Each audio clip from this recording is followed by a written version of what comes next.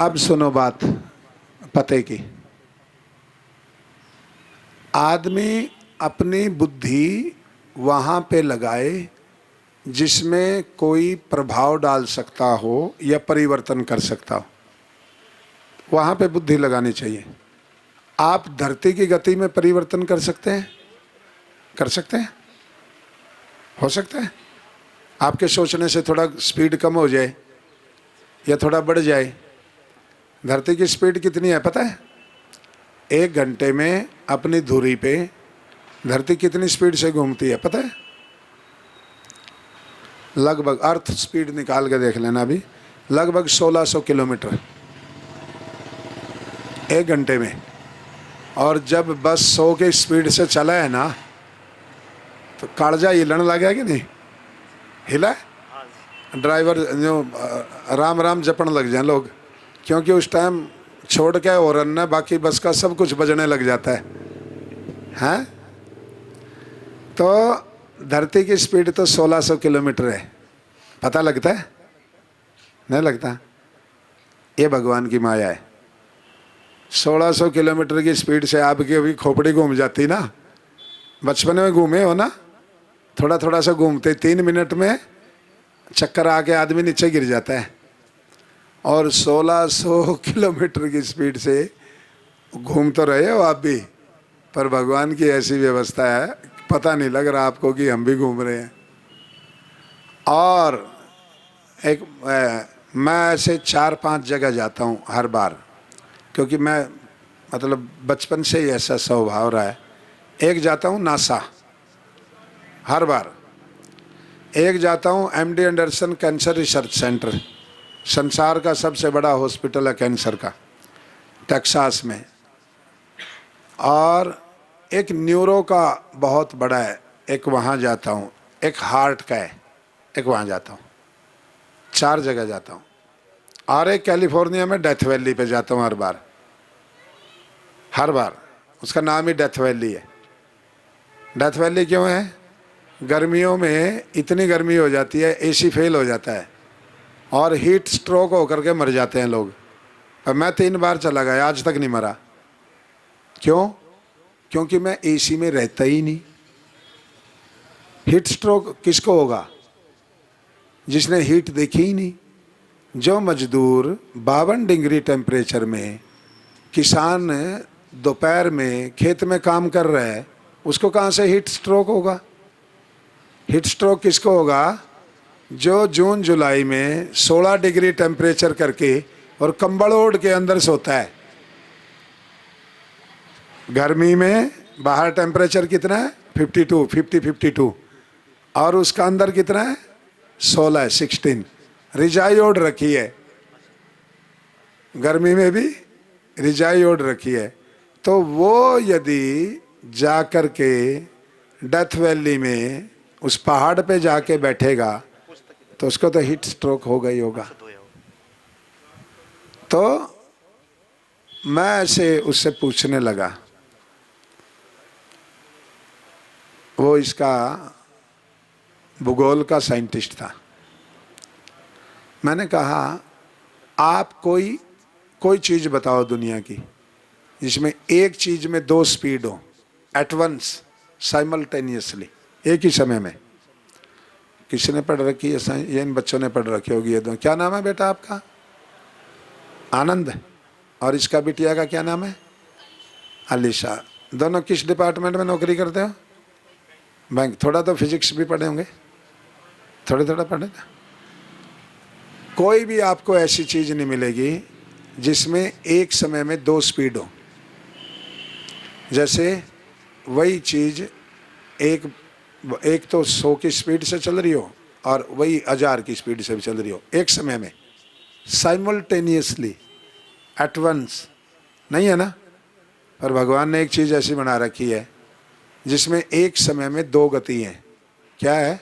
धरती माता अपनी धुरी पे तो घूमती है 1600 किलोमीटर घंटे की स्पीड में, और सूर्य के चारों तरफ घूमती है 1,13,000 किलोमीटर प्रति घंटे की स्पीड से। अपनी धुरी पे घूमने से तो दिन रात बनते हैं, और सूर्य की धुरी, सूर्य के चारों तरफ घूमने से सीजन, मौसम। ए बेटा क्या कर रहे हो तुम, बच्चे क्या कर रहे हो? नो, ऐसे ना करो, अपना काम करो। सूर्य के चारों तरफ घूमने से क्या बनते हैं? ऋतु। और अपनी धुरी पे घूमने से क्या बनते हैं? दिन रात। दो और बनाने दोनों काम है।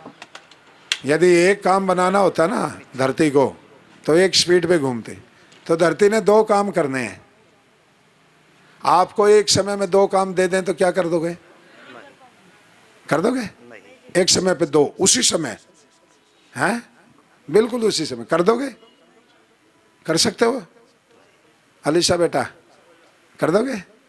धरती कर रही है, दिन रात भी बना रही है और सीजन भी बना रही है, एक उसी समय पे, और दो स्पीड पे घूम, इसलिए दो स्पीड पे घूम रही है। आपकी तो एक ही, युगपत जानम लिंगम, मन की पहचान ये है, एक समय में एक ही काम करेगा।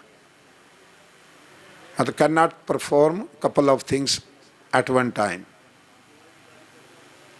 एक समय में एक ही काम करेगा। और धरती एक समय में कितने काम है?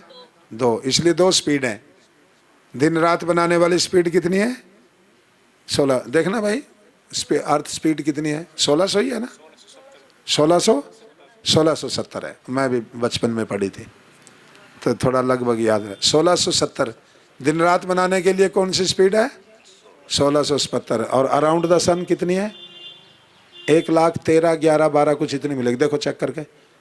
अर्थ स्पीड अराउंड द सन। तो उसी समय में दिन रात बनाने और उसी समय में ऋतु में बनानी।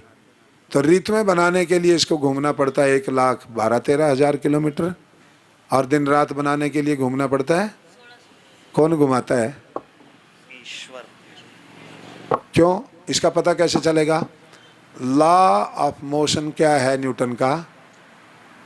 कि कोई भी चीज में बाह्य बल के बिना, एक्सटर्नल फोर्स के बिना, ना तो गति आती और ना गति रुकती। ये लॉ ऑफ मोशन है, गति का नियम है। फर्स्ट नियम न्यूटन का क्या?